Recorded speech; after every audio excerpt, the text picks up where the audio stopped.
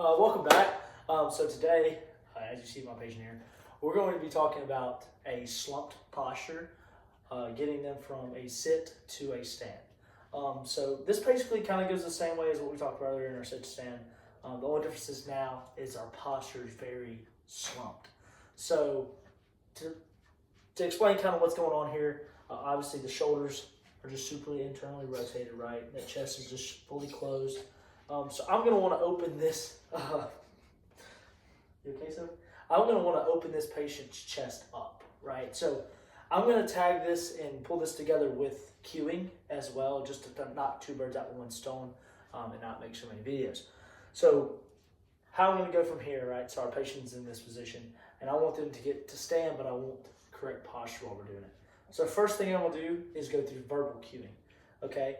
So for a verbal cue, I could say, hey, can you please try to pinch your shoulder blades together? So please try to open up, perfect. And then we're gonna go ahead and stand when ready. Okay, 3, 2, 1, stand for me. Awesome, good job. Sit back down for me. Good. So sometimes, verbal cueing will be able to work.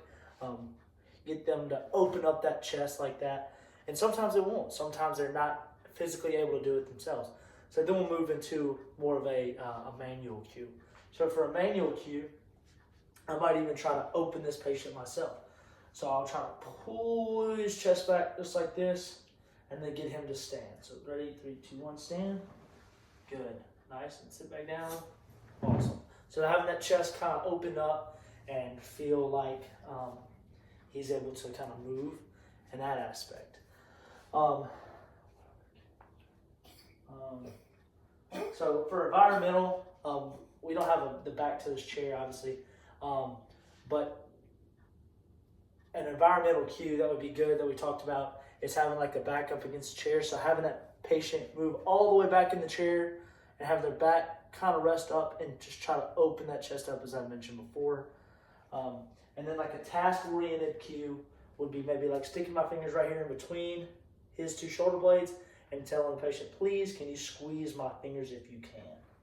So now that opens that patient up, that chest open, and then those shoulder blades are squeezing together just to be able to get out of that slump posture. Is there any cues I'm missing, I believe?